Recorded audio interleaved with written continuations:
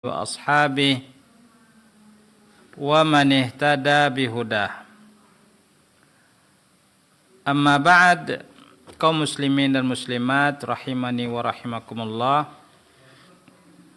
Kembali kita dalam kajian kitab, yaitu membaca kitab Mushkilatul Ghulu, yaitu sebab ghulu atau problem ghulu yang menjadi sebab terjadinya penyimpangan-penyimpangan di dalam beragama, baik di dalam amal atau dalam berpemahaman. Di dalam amal sehingga memunculkan amalan-amalan yang jauh dari petunjuk Rasulullah sallallahu alaihi wasallam. Di dalam berpemahaman, misalnya memunculkan pemahaman-pemahaman yang menyimpang dari agama Allah Subhanahu wa taala, sehingga muncul yang namanya yaitu radikal misalnya. Apa sebab itu semua? Yaitu karena ghulu. Di antara sebab yang paling utama yaitu sebab ghulu.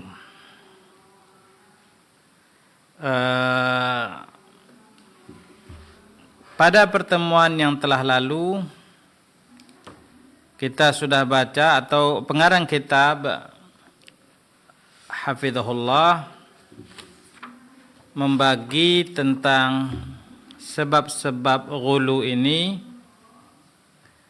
kepada beberapa sebab yang berkaitan dengan masalah keilmuan. Pertama yaitu karena jahil. Jahil artinya tidak berilmu. Entah jahil dengan Alkitab was sunnah, atau jahil dengan pemahaman-pemahaman as-salaf dan lain sebagainya. Yang juga menjadi sebab ghulu yang berkaitan dengan masalah keilmuan ini yaitu metode keilmuan yang salah. Metode keilmuan yang salah. Misal yaitu tidak merujuk kepada pemahaman-pemahaman para ulama, padahal kita tahu bahwasanya ilmu ini adalah warisan para nabi. Maka kalau seandainya kita ingin mendapatkan ilmu atau pemahaman yang benar atau orisinil lah, dalam tanda kutip, hendaknya kita merujuk kepada pemahaman-pemahaman para ulama. Di antaranya juga mungkin itu karena penyimpangan, itu penyelewengan di dalam memahami nas-nas. Ini juga berkaitan dengan metode keilmuan yang salah. Di antaranya juga yaitu melihat dalil sepenggal, tidak utuh. Seharusnya dalil-dalil itu kita lihat secara utuh sehingga dapat dipahami dengan baik. Tapi ketika tidak melihat dalil-dalil itu secara utuh, maka seperti yang kita contohkan kemarin, sebahagian kelompok yang berpegang teguh kepada atau melihat atau berpegang dengan dalil-dalil wa'id, ancaman, itu khawarij dan yang semisal, mereka akan berkata bahwasanya siapa saja yang melanggar ketentuan agama atau berbuat dosa, apalagi dosa besar, maka dia kekal di neraka. Kenapa? Karena disebutkan di dalam Al-Quran mereka khalidina fiha misalnya. Padahal betulkah kata-kata khalidina fiha menandakan bahwasanya mereka kekal, tidak keluar-keluar sama sekali dari neraka? Atau khalidina fiha ini kadang-kadang bermakna itu sangat lama, saking lamanya seolah-olah dia kekal.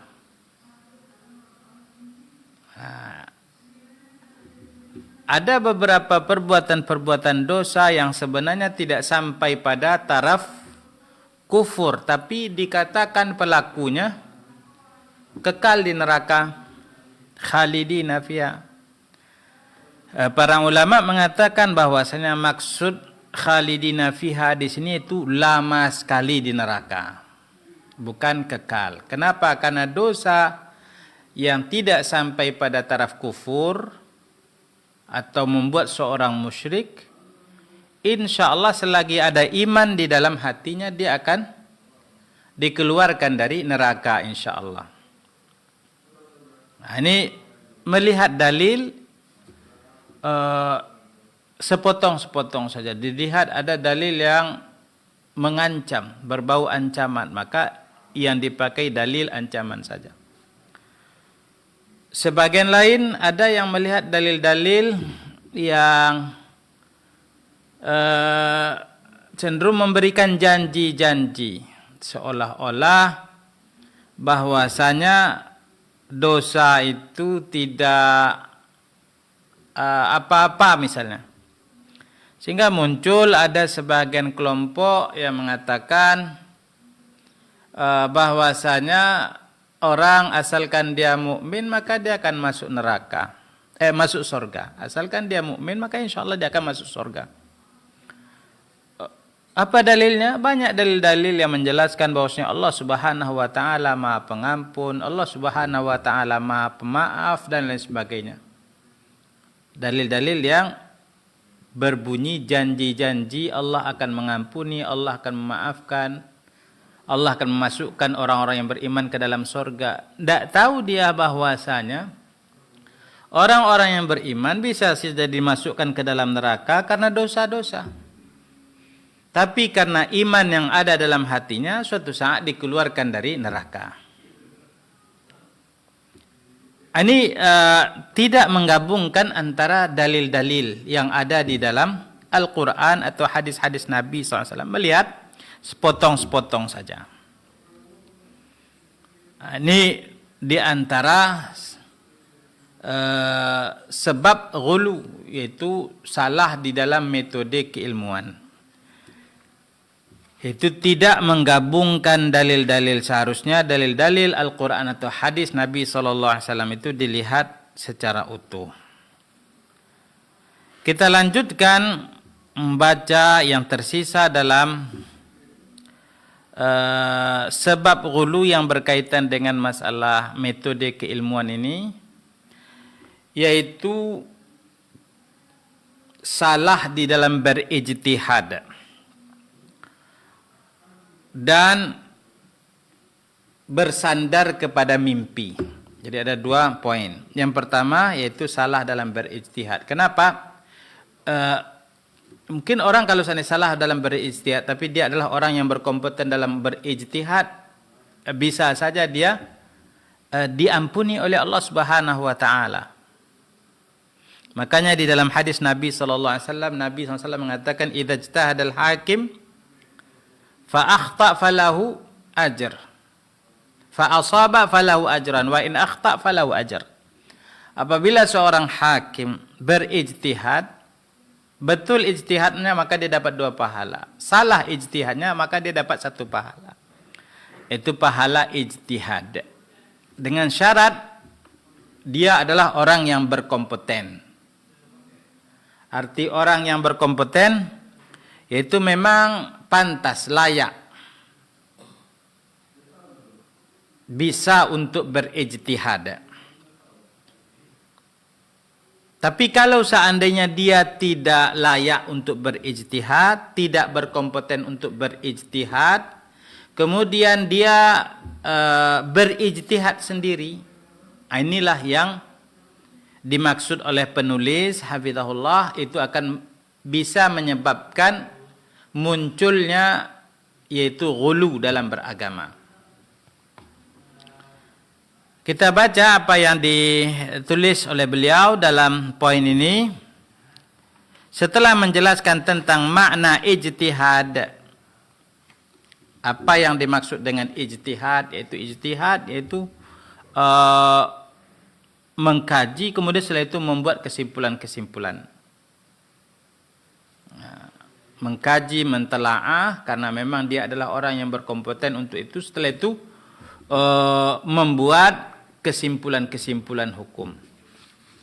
Ijtihad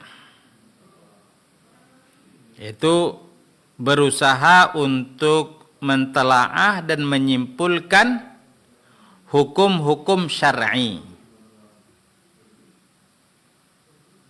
Seperti yang kita katakan tadi, bahwasanya tidak seluruh orang dibolehkan untuk berijtihad. Jadi hanya orang-orang tertentu yang boleh untuk berijtihad. Nah, orang-orang yang boleh berijtihad ini yang kita katakan tadi, orang-orang yang kompeten untuk berijtihad. Kalau tidak, maka tidak boleh. Jadi kalau di dalam urusan dunia ada namanya malpraktek, dalam urusan agama begitu juga.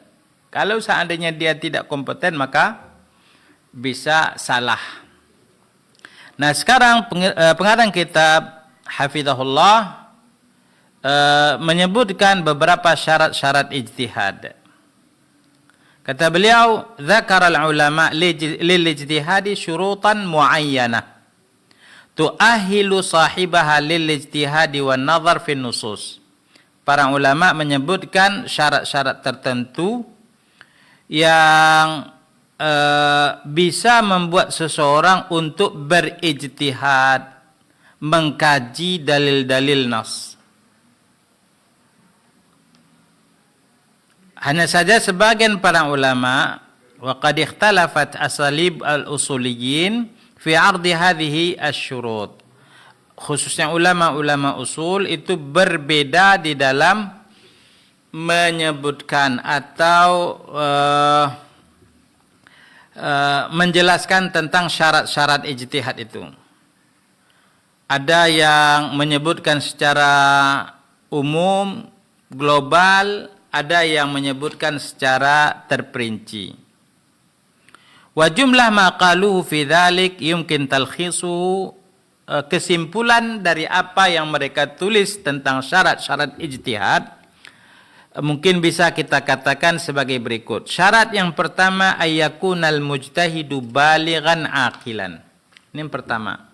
Jadi seorang mujtahid itu harus baligh aqil. Baligh aqil. Aqil itu berakal. Kenapa? Li'anna man la yastati'un nazar fi maslahati nafsihi.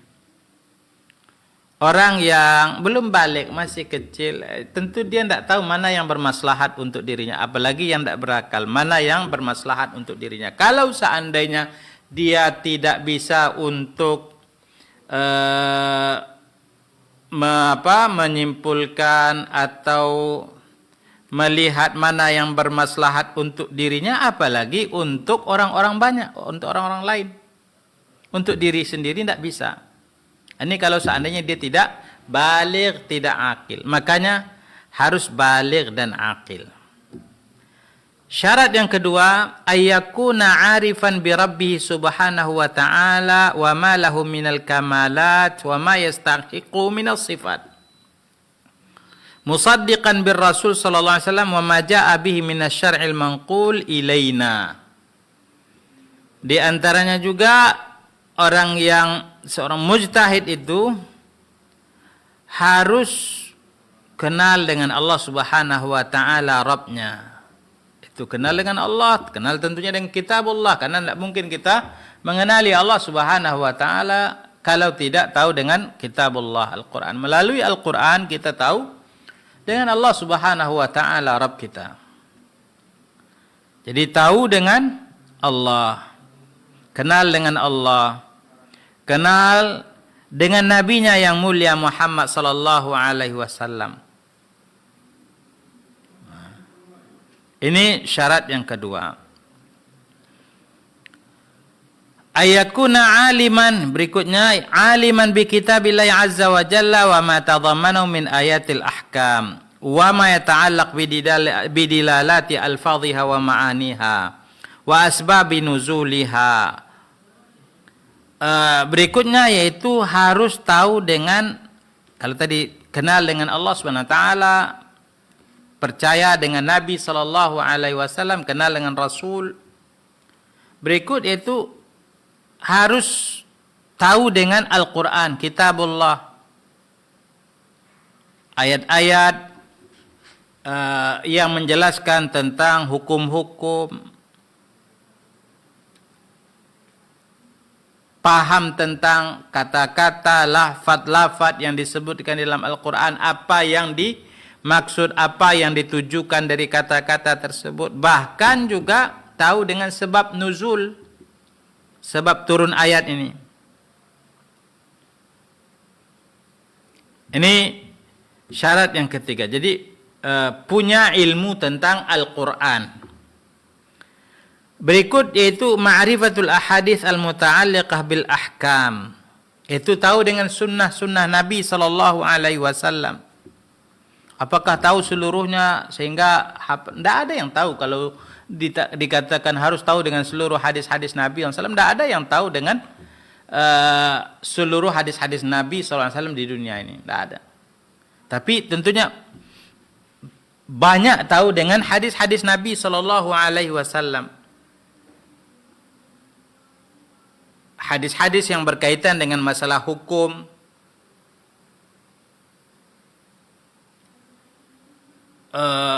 bagaimana statusnya, sahihkah, dhaifkah, misalnya. Ini syarat berikutnya itu harus punya ilmu, punya pengetahuan tentang sunnah Nabi sallallahu alaihi wasallam. Berikut yaitu ayakuna aliman bimawaqi al-ijma', yaitu tahu dengan ijma'. Kenapa? Karena ketika dia tidak tahu dengan ijma', mungkin dia akan membuat suatu kesimpulan yang keluar dari ijma'. Hatta la yajtahid fi ma sabaqa fihi al-ijma'. Sehingga kalau seandainya dia sudah tahu bahwasanya ini sudah ijma' para ulama, maka dia tidak perlu untuk membuat atau mengkaji, mentelaah lagi. Sesuatu yang sudah ijma' para ulama ya sudah terima, karena dalil itu Al-Quran, sunnah, itu hadis Rasulullah, dan ijma', sumber dalil, sumber hukum. Jadi kalau sudah ijma' para ulama, maka sudah. Tapi kalau seandainya dia tidak tahu dengan ijma', sehingga akhirnya sesuatu yang sudah diijma' oleh para ulama masih juga dipelajari, ditelaah, maka akan terjadi kesalahan-kesalahan. Berikut ayakuna aliman biqawaidil lughal arabiyyah, harus tahu juga dengan bahasa Arab. Tapi sekarang kan sudah banyak kitab-kitab para ulama yang diterjemahkan ke dalam bahasa kita. Sekalipun sudah banyak kitab-kitab yang diterjemahkan ke dalam bahasa kita, tapi kita harus paham juga dengan bahasa Arab. Karena kita perlu melihat, mengkaji dalil Al-Quran atau hadis Nabi SAW, dan itu ditulis dengan bahasa Arab. Harus punya dzauq, harus punya dzauq tentang bahasa Arab ini. Apa insting bahasa. Nah, kalau seandainya tidak paham bahasa Arab, bagaimana bisa dia membuat kesimpulan-kesimpulan atau mengkaji kemudian setelah itu menyimpulkan? Jadi harus paham.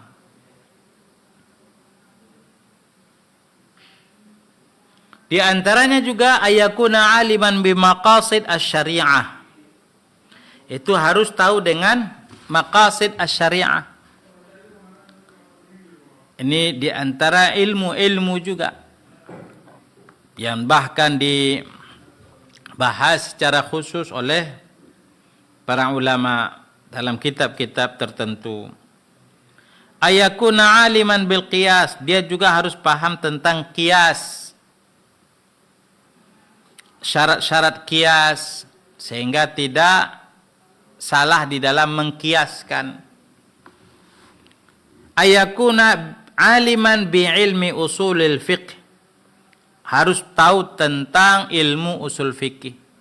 Jadi ini syarat-syarat yang harus dimiliki oleh seorang mujtahid. Jadi bukan seluruh orang boleh untuk berijtihad.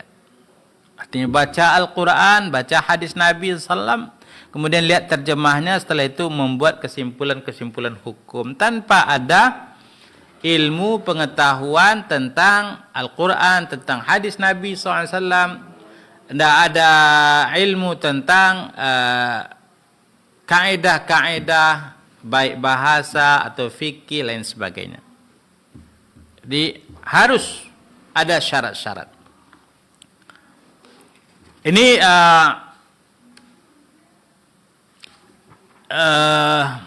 tentang syarat-syarat ijtihad. Tentang syarat-syarat ijtihad.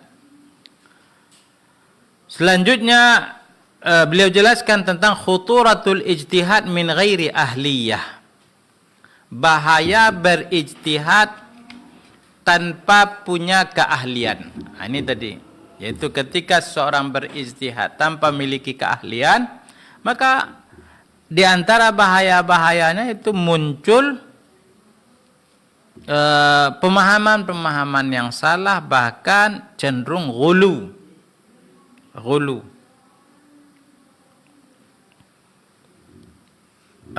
Beliau hafizahullah sebutkan wa yahsul bijtihad ghairil ahl natijatan bayyanahuma Nabi sallallahu alaihi wasallam fil hadis alladhi rawahu anhu Abdullah bin Amr radhiyallahu anhuma. Ijtihad yang dilakukan oleh orang-orang yang tidak berkompeten itu paling tidak memunculkan dua bahaya. Sebagaimana yang disebutkan oleh Nabi sallallahu alaihi wasallam dalam hadisnya. Yang diriwayatkan oleh Abdullah bin Amr, Nabi sallallahu alaihi wasallam bersabda, "Innallaha la yaqbidul ilma intiza'an yantazi'uhu minal ibad." Allah tidak mencabut ilmu dengan mencabut begitu seperti dengan mencabut seperti kita mencabut tanaman, seperti kita mencabut apa begitu dari hamba-hambanya. Tidak seperti itu Allah mencabut ilmu.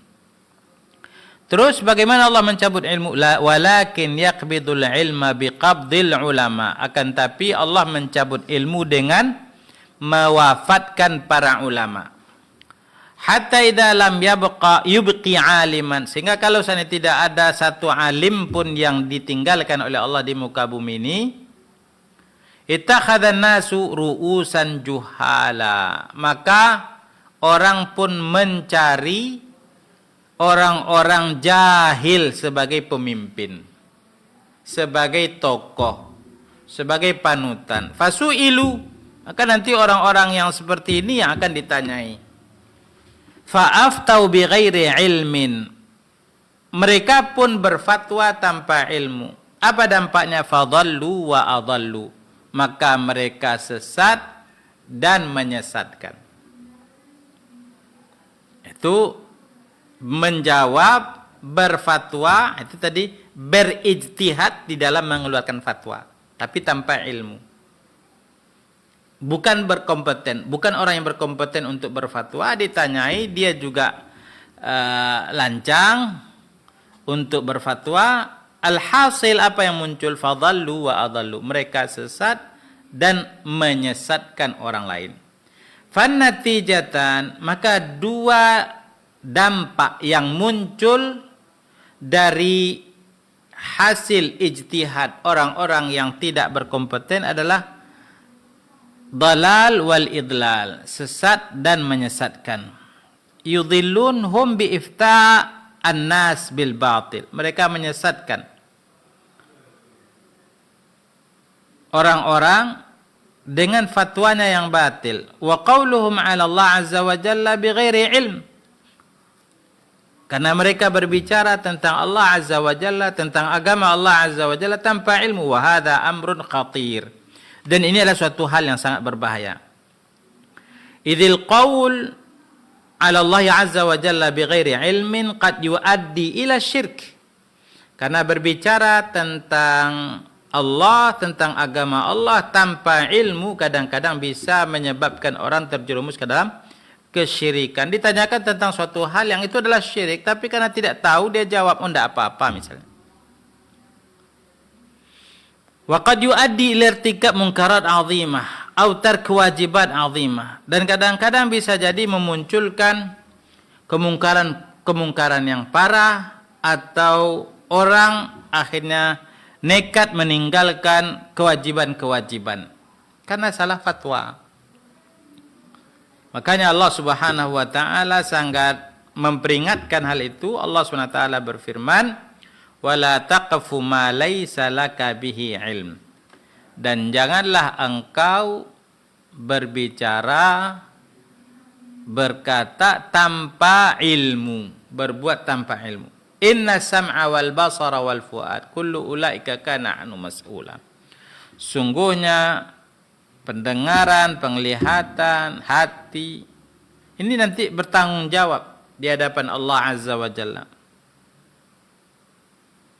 Dalam Al-Quran, dalam surat lain Allah Subhanahu wa taala berfirman, "Qul innama harrama rabbiyal fawahisha ma dhahara minha wa ma batan wal ithma wal baghya bighairil haqq wa an tusyriku billahi ma lam yunazzil bi sultana wa an taqulu 'ala Allah ma la ta'lamun." Allah Subhanahu wa taala telah haramkan, disebutkanlah beberapa hal yang Allah Subhanahu wa taala haramkan, yaitu perbuatan fahisyah, termasuk di antaranya zina, perbuatan-perbuatan tercela baik yang tampak ataupun yang tidak tampak,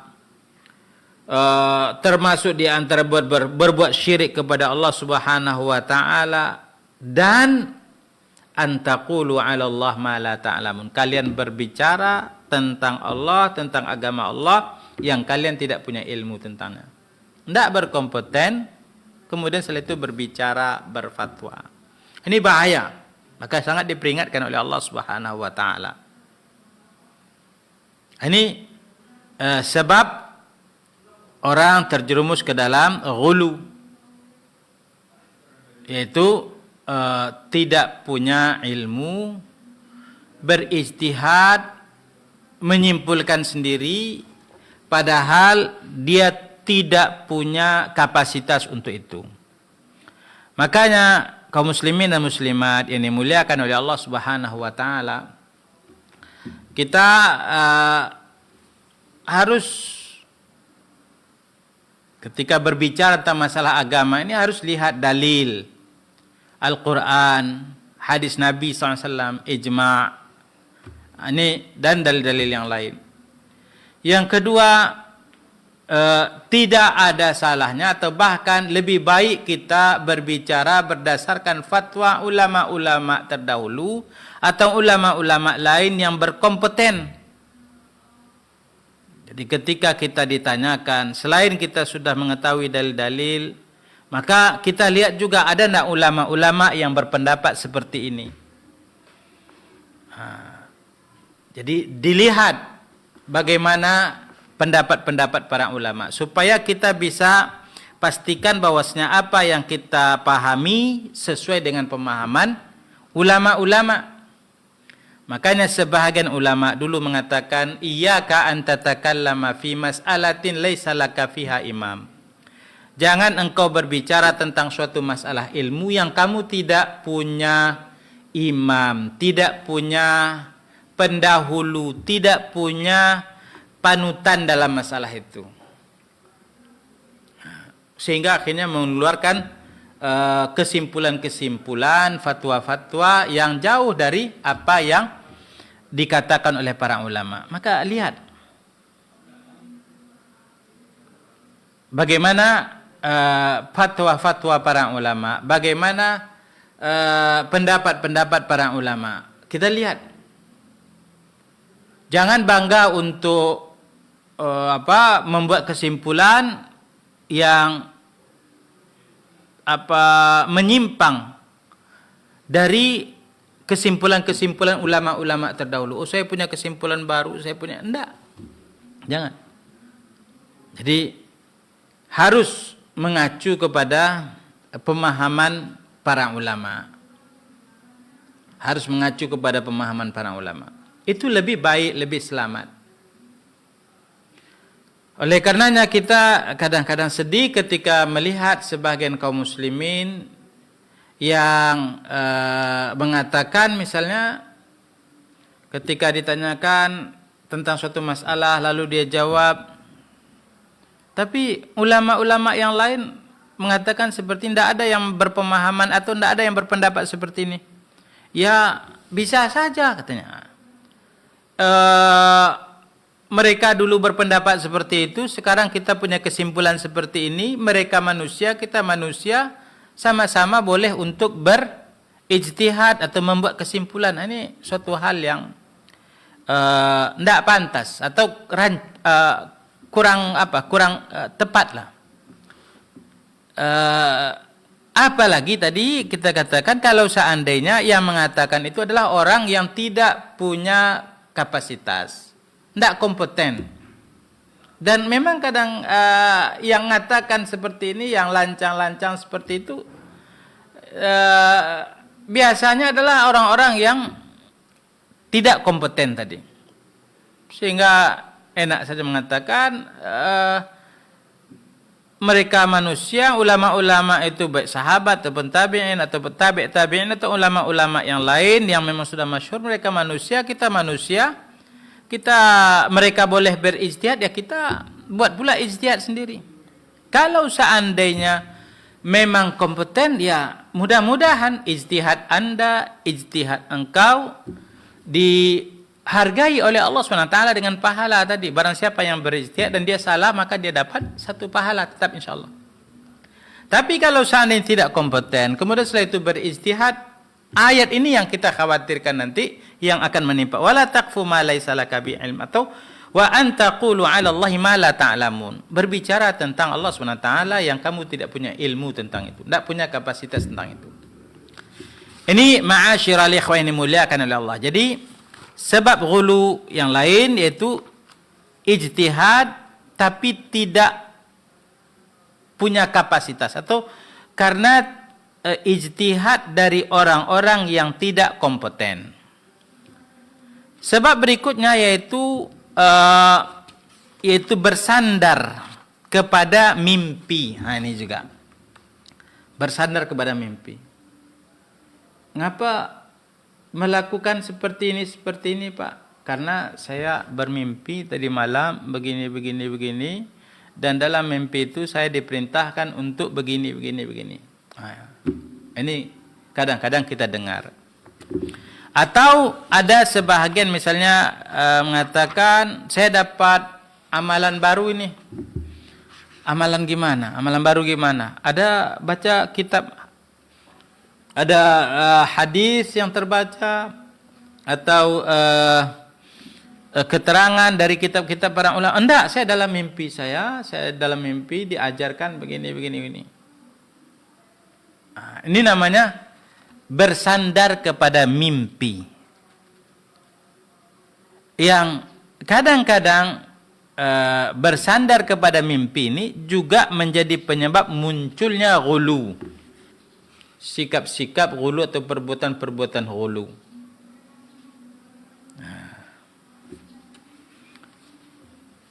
Selanjutnya pengarang kitab hafizahullah dalam poin ini menjelaskan tentang mimpi ini. Beliau sebutkan bahwasanya hadis-hadis Nabi sallallahu alaihi wasallam bervariasi di dalam menjelaskan tentang mimpi atau berbicara tentang mimpi. Dalam suatu hadis yang diriwayatkan oleh Abu Hurairah radhiyallahu an, Nabi SAW bersabda, "Idza iqtaraba zaman lam takat ru'yal muslim takdzib." Apabila zaman sudah semakin dekat dengan hari kiamat, maka mimpi seorang muslim itu jarang yang meleset. Wa asdaqukum ru'ya asdaqukum haditha, dan orang yang paling tepat mimpinya, benar mimpinya adalah orang paling jujur. Wa ru'yal muslim juz'un min 45 juz'an minan nubuwah. Dan mimpi seorang muslim itu adalah bagian dari 45 kenabian. Wa ru'ya thalatha, dan mimpi itu 3 kata beliau sallallahu alaihi wasallam. Ada ru'ya salihah busyra minallah, mimpi yang bagus, baiklah, mimpi baik. Ini mudah-mudahan berita gembira dari Allah SWT. Wa ru'ya tahzin minasyaitan, atau mimpi yang membuat orang bersedih, galau. Ini dari syaitan. Wa ru'ya mimma yuhaddithul mar'u nafsah, atau mimpi yang memang karena dampak psikis, dampak yang ada pada pengaruh psikologi pada orang itu sendiri, sehingga muncul mimpi. Fa idza ra'a ahadukum ma yakrah falyaqum wal falyusalli wala yuhaddits bihan nas, atau wala yuhdits bihan nas. Maka apabila kalian mimpi, melihat sesuatu yang tidak kalian senangilah dalam mimpi, atau mimpi buruk, bagaimana yang diajarkan oleh Nabi SAW, maka bangun, sholat, tidak usah ceritakan tentang mimpi buruk itu. Insya Allah tidak akan mempengaruhi dan membahayakan kalian. Ini kata Nabi SAW tentang mimpi, dalam hadis yang diriwayatkan oleh Abu Hurairah radhiyallahu an. Dalam hadis lain yang diriwayatkan oleh Auf bin Malik Al-Ashja'i radhiyallahu an, Nabi sallallahu alaihi wasallam juga menyebutkan inna ru'ya thalath. Mimpi itu ada 3 macam. Ahawil minasyaitan liyahzan biha ibnu Adam, yaitu hal-hal yang menakut-nakutkan dari syaitan untuk membuat manusia sedih, gundah gelana, galau. Ini dari syaitan. Wa minha ma yahimmu bihi rajul fi yaqdhatihi fayarahu fi manami. Itu sesuatu yang ketika sedang atau ketika belum tidur di siang harinya seseorang punya keinginan, punya ambisi untuk sesuatu, sehingga ketika dia tidur dia lihat. Ketika dia tidur dia lihat mimpi atau pengaruh psikologis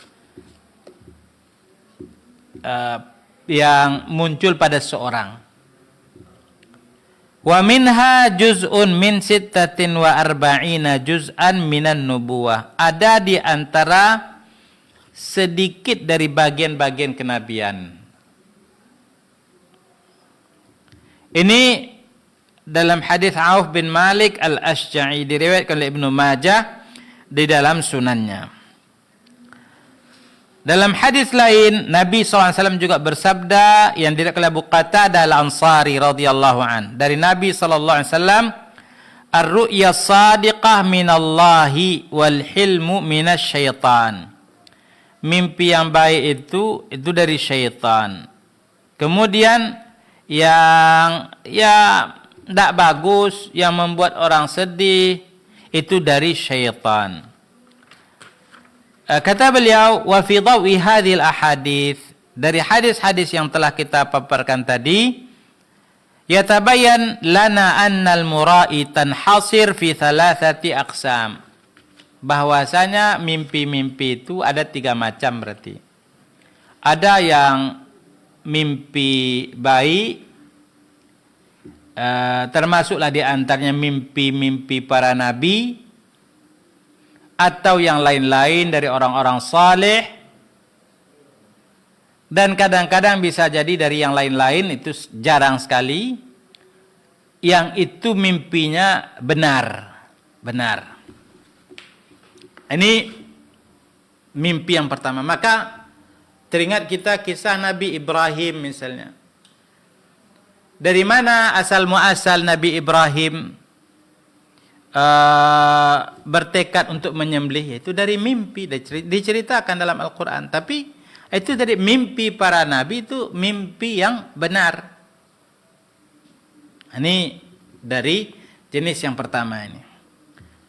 Yang kedua, al-adghathu wa hiya allati la tunzir bi syai'in. Yaitu mimpi apalah, mimpi tidak bagus, atau mimpi di siang bolong gitu. Seperti mimpi di siang bolong, atau apa istilahnya, berarti mimpi ngacau lah berarti. Nah, yang seperti ini tala'ub asy-syaitan liyuhzin ar-ra'i. Pertama bisa jadi karena permainan syaitan. Itu ulah syaitan untuk membuat orang sedih. Maka kalau seandainya kita mimpi seperti ini, ingat apa yang dikatakan oleh Nabi SAW tadi dalam hadis. Fa idza ra'a ahadukum fi manamihi ma yakrah falyaqum falyusalli. Bangun, salat, kemudian insyaallah tidak akan membahayakannya sama sekali. Nah, itu dia. Kenapa? Karena itu adalah merupakan permainan-permainan syaitan yang ingin membuat manusia, apalagi orang yang beriman, untuk sedih, larut dalam kesedihan, was-was dan lain sebagainya. Juga ayyara anna ba'dal malaikah ta'muruhu ayyaf'al al-muharramat masalan. Misalnya mimpi melihat malaikat menyuruh untuk melakukan perbuatan yang haram. Ini mimpi kosong, itu mimpi ngacau. Itu namanya adghathu ahlam. Ini ndak patut untuk digubris. Yang ketiga yaitu ahadits an-nafs, mimpi karena dampak-dampak psikis tadi, psikologis.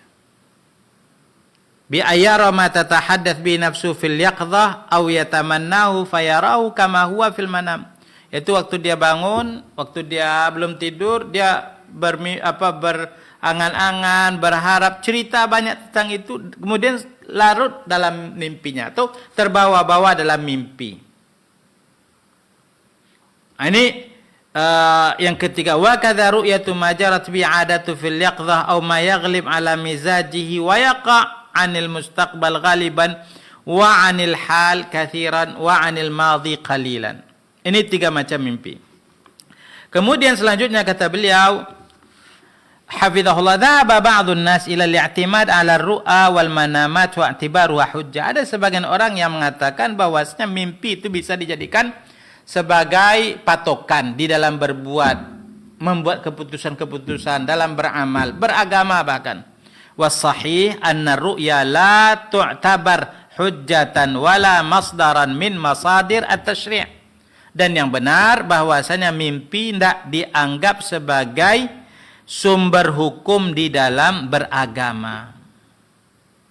Wala yajuz ayyabni 'alaiha al-insanu hukman syar'iyyan hillan aw hurma. Sehingga seorang muslim tidak boleh berpatokan kepada mimpi untuk menyatakan sesuatu halal atau haram, makruh atau mustahab, bagus untuk melakukan ini, dianjurkan. Kenapa? Karena saya melihat di dalam mimpi saya, atau syekh ini mengatakan dalam mimpinya begini. Tidak. Dalam amal yang harus dijadikan patokan adalah apakah ada dalil dalam Al-Quran atau hadis Nabi SAW, bukan mimpi. Nah, ketika sebahagian orang berpatokan kepada mimpi, maka ketika itu muncul beberapa hal-hal aneh yang cenderung kepada ghulu di dalam beragama. Ghulu di dalam beragama. Sehingga melakukan ritual-ritual, hal-hal yang aneh di dalam beragama. Kenapa? Karena berpatokan kepada mimpi. Padahal itu tadi di dalam agama kita diatur tentang mimpi ini. Sehingga ada yang memaksakan diri untuk berjalan sekian jauh. Kenapa? Karena di dalam mimpi dianjurkan untuk berjalan ke sana, kemudian melakukan ibadah ritual di sana. Diceritakan. Ada seorang yang dalam mimpinya, inna nasa nudiya fihim ba'da naumah annahu man shalla fil masjidil a'zam dakhala al jannah. Barang siapa yang salat di Masjid A'zam maka dia akan masuk surga. Fantalaqan nisa war rijal, maka berangkatlah orang berbondong-bondong laki-laki dan perempuan menuju masjid itu. Ini ghulu. Jadi karena berpatokan kepada mimpi, akhirnya memunculkan hal-hal yang jauh dari petunjuk agama Allah Subhanahu wa taala. Ini kaum muslimin dan muslimat yang dimuliakan oleh Allah Subhanahu wa taala, beberapa sebab yang berkaitan dengan masalah metode keilmuan. Ada yang menganggap bahwasanya mimpi itu menjadi salah satu referensi rujukan dalam ilmu. Ini kan salah. Dalam keilmuan yang menjadi metode keilmuan itu, yang menjadi sumber rujukan itu adalah Al-Quran, hadis Nabi SAW, ijma', kemudian yang lain-lain yang sebahagiannya para ulama berbeda pendapat tentang itu. Tapi mimpi tidak disebutkan dia. Mimpi tidak disebutkan. Ini mungkin yang bisa kita baca. Mudah-mudahan apa yang telah kita baca tadi bermanfaat. Wallahu ta'ala a'lam. Nah, jazakallahu khairan, kita ucapkan kepada Abu Rafiq Al-Ustaz Khalid Abdul Samad LCMA hafizahullah ta'ala. Ada beberapa penjelasan dari Ustaz ya terkait dengan ijtihad dan juga mimpi. Dan kaum muslimah seperti yang sampaikan oleh beliau tadi, bisa juga ijtihad atau mimpi ini menjadi ghulu, berlebih-lebihan dan tidak sesuai dengan pemahaman para sahabat dan Nabi sallallahu alaihi wasallam. Baik kaum muslimah, seperti ya sepertinya kita tidak bisa melanjutkannya ke sesi tanya jawab berhubung waktu kita kurang lebih 3 atau 2 menit lagi. Kita akan memasuki waktu untuk menunaikan pada salat fardu asar. Untuk itu kita cukupkan, mohon maaf tidak ada tanya jawab.